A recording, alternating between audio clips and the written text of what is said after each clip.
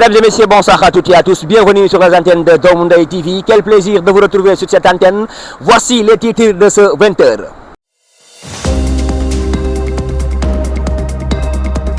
Messieurs, dames, jumelage Doomu Ndeye créé en 1997. Depuis lors, les jeunes du jumelage de Doomu Ndeye s'activent autour pour un meilleur camp 2025. Le coordonnateur Moussa Ndour nous a donné des propos au micro de Khalil Dieng. Nous écoutons. Asalaamaaleykum, maa ngi tudd Moussa Ndour nekk commissaire district Diofior Fimela, en même temps le coordonnateur du jumelage Doomu Ndeye.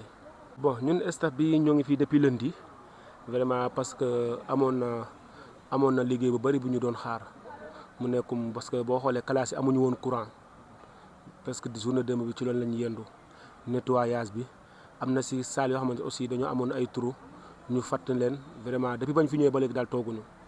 def nañ démarche yi ñu war a dem nañ si partenaires yi ñu war a dem si autorité yi ñu war a dem yëpp dem nañ foofu noonu donc camp bi li ma gis daal mooy engagement bi nga xamante ne jeunes yi jël nañ ko si camp ren bi pour mu réussir man dama ci am fierté te dama cee sawar vraiment wax dëgg neex yàlla donc doon na loo xamante ne daal wax dëgg neex yàlla macha allah daal sant yàlla bu baax a baax engagement bi ma gis ci staff bi engagement bi ma gis si éléments yi aussi daw na sama yaram. Voilà, bon boo xoolee ñun avant bi camp bi di des 2 mois presque ñëwoon nañ fi xool autorités yi nga xamante ne ñoom ñoo nekk si dëkk bi muy sous-préfet bu nekk au niveau de Pout, le commandant brigade bi monsieur le maire chef de quartier service de pêche eaux et forêt président des mareyeurs ñëpp képp koo xamante ne jàpp nañ war nañoo mën a lëkkaloog moom pour liggéey dem nañ ci moom te bi ñu ñëwaatee aussi barke démb aussi demaat nañ si ñoom ku ci nekk pour wala ne ñu ngi si dëkk bi ñoo nañ li leen doon wax ñoo nañ pour commencer ko. Bon jamono gi nag ñun ñu ngi xaar 250 campeurs ci synthèse bu ñu mujjee def daal si sondage bu ñu mujjee def je veux dire ñu ngi xaar 250 campeurs ou plus. waaw dinañ ci am benn district boo xamante ne ay at gisuñu ko ñu namoon ko muy la région de Kaolack ñoom finalement ñoo ngi si yoon di ñëw dinañ am district Diofior Fimela Bambey aussi Niakhar mais yeneen ñi nga xamante ne aussi ay invité lañ muy la région de Thiès Tivaouane ak suñu xarit yi waa Louga nga xamante ne suñu xarit lañ suñu doomu ndey lañ. waa Gossas aussi nga xamante ne ndeysaan ñu doon ñoo xam ne ñu yàgg aussi ci doomu ndey lañ ñooñu aussi ñu ngi seen délégation ñu ngi si yoon bi di ñëw bu si yàlla àndee. camp bi moom ren moom macha allah man xam nga laa yërëm ñu ñëwul laa yërëm mais camp bi moom bii mooy nar a doon meilleur camp wu doomu ndey depuis 1997 ba léegi camp bii nii moo nar a doon camp bi dàkk ci camp yëpp. Merci beaucoup notre reporter sur le terrain Khalil Dieng. Autre chose, messieurs, dames, le chef intendance du jumelage Doomu Ndeye, monsieur Demba Diallo, lui aussi nous a proposé des changements exceptionnels, mais aussi des changements radicaux pour un meilleur camp de vacances 2025 ici à Kayar. Nous écoutons au micro de Obadou. Ici, c'est Demba Ousmane Diallo, responsable intendance. Bon, juste que cette année, moi, je donne 2 ans. 2 ans, bu Mbour bi ak bu Kayar bi. Bon, attente campeurs yi mooy que parce que man je me dis que xale yi dañoo jàng 9 mois donc loisir moo leen fi indi donc on va faire joindre l'utile à l'agréable nañ leen jàngal bon mais ci bànneex quoi on va utiliser kii à l'agréable quoi joindre l'utile à l'agréable. Donc bon xanaa loxo maam yàlla moo dugg rek parce que aussi yàgg nañ koo waaj xale yi aussi yàgg nañ koo commencé di préparer moo waral participation yi ak demande yi aussi da teeloon nañ dem ci gars yi bañ jàppale ñu mais ak ndimbali yàlla yaakaar nañ fi lekk lu neex camp bi dina jaar ci yoon incha allah. Côté matériel peut-être bon côté fourneau gaz bi moom la ñuy doog a lijjante tey bool yi ak lépp mais lépp li ci manqué Kayar gis naa foo xam ne mën nañ faa jëli ji incha allah moo waraloon ma génn sànq quoi. Bon comme fi ñu ñëw nii affaire goxu jën la ak légumes ragal naa ne ay kaldo ak yaasa yooyu noonu daal dina jib quoi incha allah ay ñankatang lakk jën yooyu yëpp dina fi am incha allah. Et ça xam naa ne macaroni paaya la ñuy dóor quoi incha allah. Messieurs, dames, qui parle camp de vacances aussi, il faut parler la santé. Le chef infirmier Iba Babou, lui aussi, nous a proposé des changements exceptionnels du jumelage 2025 Kayar. Donc nous écoutons au micro de Khalil Dieng. Bon, c'est monsieur Ibrahima Babou, responsable médical camp de vacances Kayar 2025.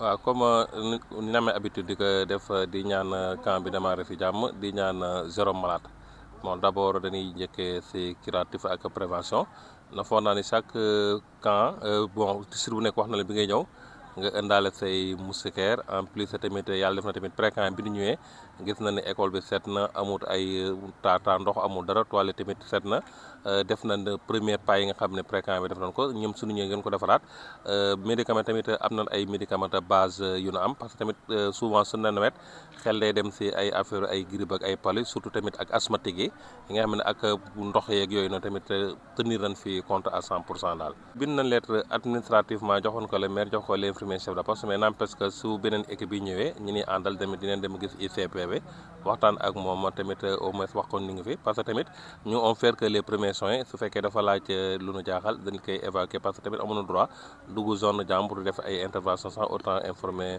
le responsable du poste de santé quoi. asthénie physique muy fatiguement général ak asthmatique ak souvent tamit ñaan na ko yàlla xaw ma jinne Mariama la ko tuddee xaw ma seen daanu yooyu moom yooyu tamit souvent daf ni indi ay problème mais quand même dinañ ko gérer quoi parce que on a eu l'habitude quoi. Bien évidemment, messieurs, dames, c'est devenu une vraie tradition. Arrivée, installation des délégations. Monsieur Massène Faye, le chef délégation Fimela Diofior, lui aussi nous a donné quelques réactions au micro de Pape Diagne. Oui, ici le chef délégation district Diofior Fimela, Massène Faye, responsable en même temps Blanche quoi, jumelage Domou Ndeye Kayar 2025.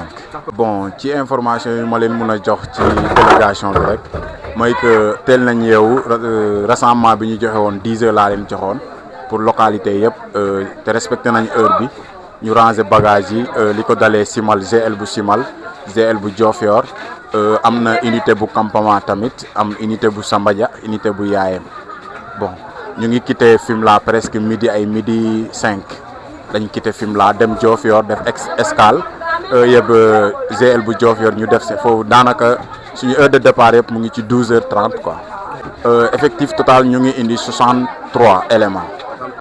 Monsieur Samba Diallo, lui aussi le chef délégation du district de Kaolack, comme vous le savez, depuis 1997, le district de Kaolack a été toujours présent.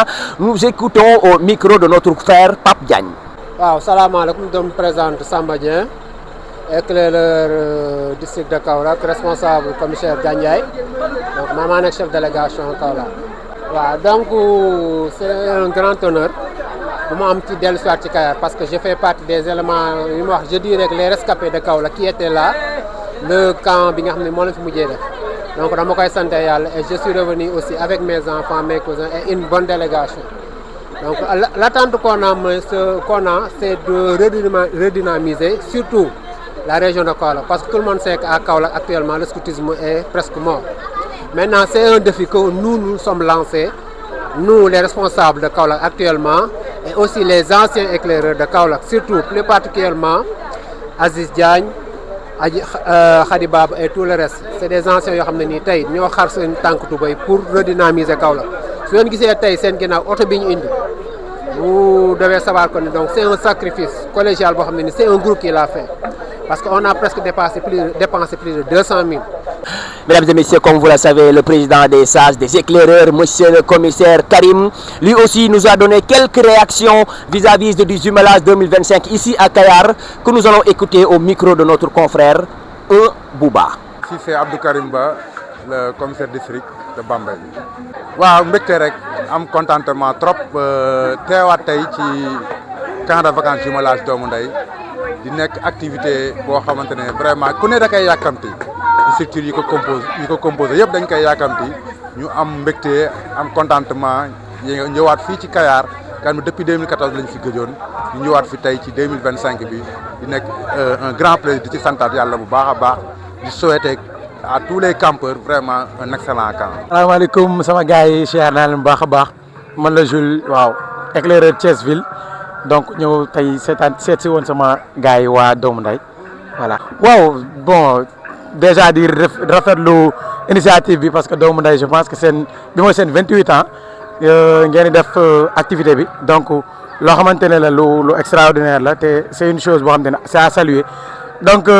Impression bi ma ci am mooy kontaan vu que ce sont des frères xam nga yu jóge ba Fimela Diofior xam nga zone yooyu ñëw campé fii Kayar et Kayar aussi fait partie de la région de Thiès donc dañuy def lu am contentement ci teew fii quoi. D'accord. Voilà sunu date nag c'est du 13 au 22 incha allah à Fimela donc ñu ngi fay invité ñëpp waa doomu ndey ñu ngi leen di xaar Fimela incha allah rabbi. Messieurs, dames, côté administration, vous le savez, monsieur Adama Bey, lui aussi et son équipe s'activent autour pour vous donner un meilleur camp de vacances 2025 ici à Kayar, que nous allons écouter au micro de notre frère Khalil Dieng.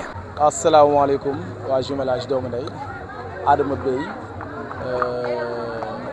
responsable de l'administration du camp de jumelage Kayar 2025.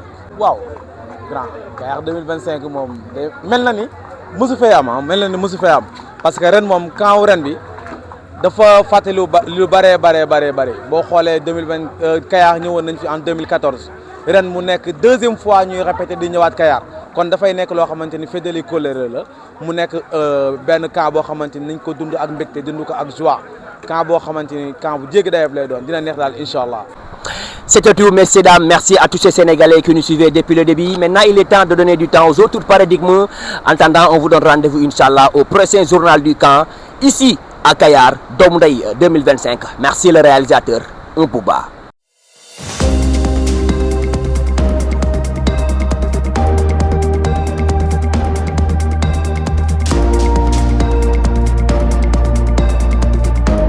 Mesdames et messieurs, comme vous le savez, le président des sages, des éclaireurs, monsieur le commissaire Karim, lui aussi nous a donné quelques réactions vis-à-vis du jumelage 2025 ici à Kayar, que nous allons écouter au micro de notre confrère Bouba.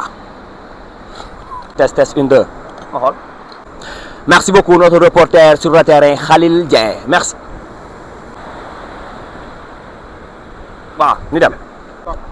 Bien évidemment, Bien évidemment, qui dit cas de vacances aussi, il faut parler la santé. Vous le savez. Massène Faye. Messieurs, dames, vous le savez, Messieurs, dames, comme vous le savez, comme tous les camps de vacances, le commissaire, monsieur Karim. Karim, c'est